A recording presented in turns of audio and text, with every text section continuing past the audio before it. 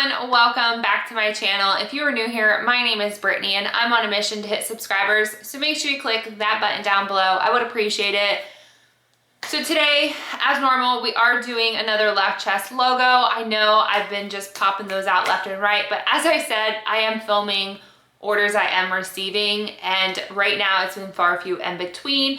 I do actually have hopefully a bridal video coming up, not my sister, but a bridal one coming up. I just placed the order for all the materials, and when that gets in, we'll go ahead and run that order for you. But in today's video, we're actually going to be embroidering on a $100 t-shirt. And I avoid these shirts like the plague because they terrify the living crap out of me. Because if they mess up, I don't want to be responsible. So I let the customer know. I said, listen, I will embroider on your shirt, but if Bertha back here decides to, malfunction, I am not responsible for any cost of replacement of t-shirt, okay?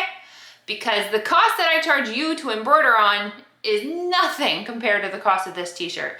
So yes, I do get quite nervous and I typically do reject these. However, it is for my future brother-in-law and we make exceptions for family around here. So that's what we are working on.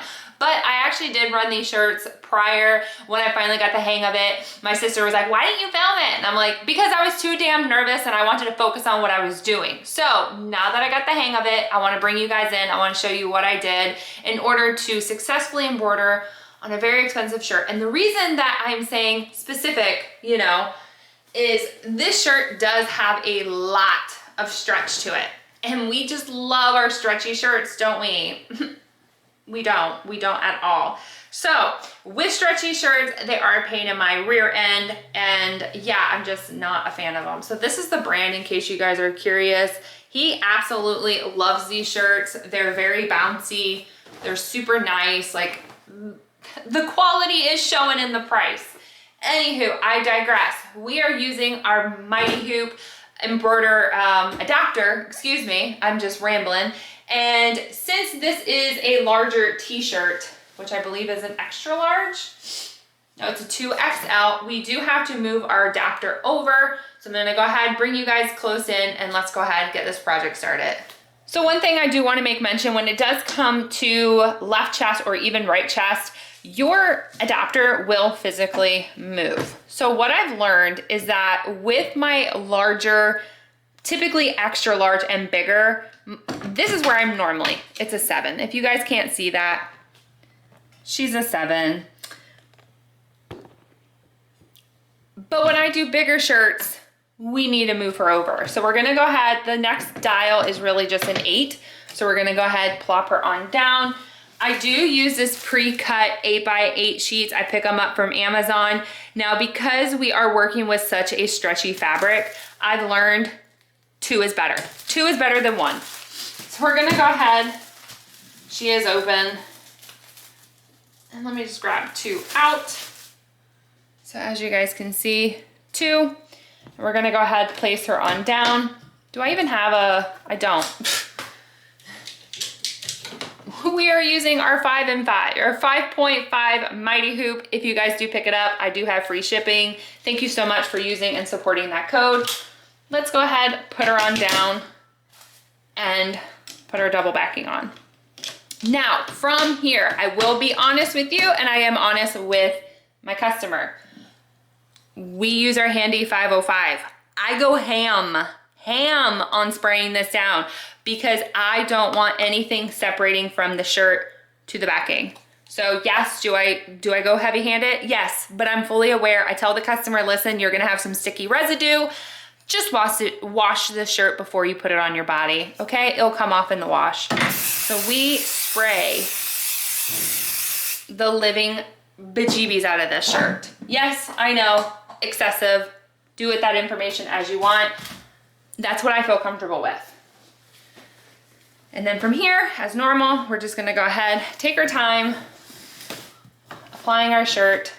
And obviously, since we did move over our adapter, as you guys can see now, we have a lot more room to work with. So we're not as close to our buttons, which is kind of nice. We're gonna be setting it over a little bit further. So let's go ahead, take our time on this.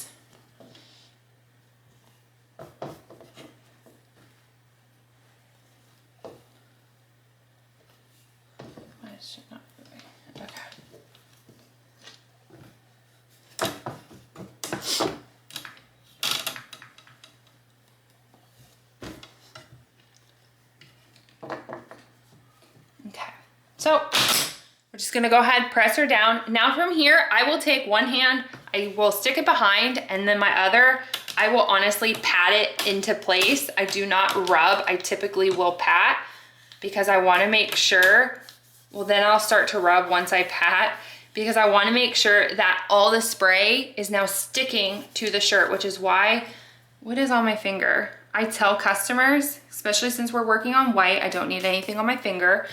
Since we are working with such a stretchy material, I just want to make sure that it adheres. So that is what I do. Now, to be honest, from here, you're just gonna put your shirt on like normal. I checked my bobbin with my last order. I just completed, so it is fine. I've already gone ahead, put up the logo. I've corrected the colors, so all that is set. You're just gonna wanna go ahead, grab your hand underneath, making sure no material. And then we're gonna go ahead, frame it out. And honestly, because we are perfect at what we do, she's going to be great. Now here's the kicker. As you guys might know, I do typically run my images at 710 miles per hour, or speed, whatever, miles per hour, that's really stupid. But my speed is always usually set at 710. What I've noticed with these particular shirts, I will drop that speed dramatically, okay? Because I don't care how long it takes me. There is no rush to the finish line. We are a turtle in this race, okay? And that's where I like to be. So on your physical machine, as you can see, since I did frame it, we are locked, so we're just gonna unlock her. We're going to go to, why am I forgetting what I'm doing? Speed here, and we're just gonna drop her. I typically will go about 560, you can go 510, let's just go 510 just for giggles. It's really not that large of an image, 7,966, and we're only doing two simple colors. Everything NRTC is black, and this little whatever, I guess part of the T is red. So everything else is already preset up. Again, we are a turtle in this marathon. All right, we've already framed everything out. So at this point, you just hit go. Actually, I lied because I did unlock it. Let's relock her. And now let's press go.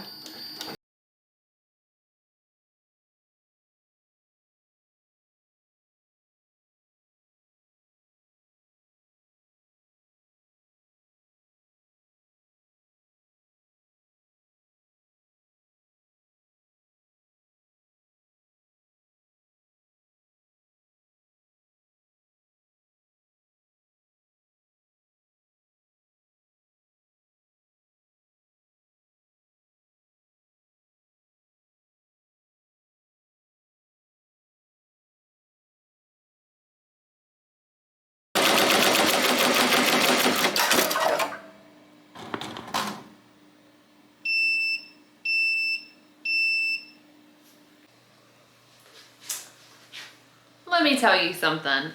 This looks amazing. Amazing. No pinching, no bunching, nothing. Look at that. Look at that. She looks amazing. You might see a little bit of puckering just down here. It's because it's still hooped.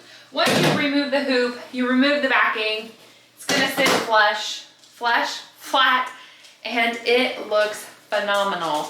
And like I mentioned, because we do spray the crap out of it, I don't know if you can see the white on white, but you just gotta make sure you peel her on back. Ugh. And you wanna make sure that when you do that, you're gonna get a nice, close, clean cut. Because of course, we need to cut that out.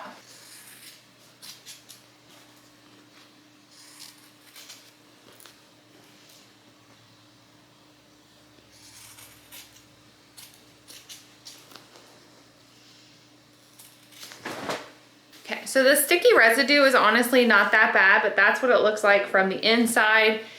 And then this is what it looks like from the outside. So as you can see, the puckering did go away once I unhooped it. but come on.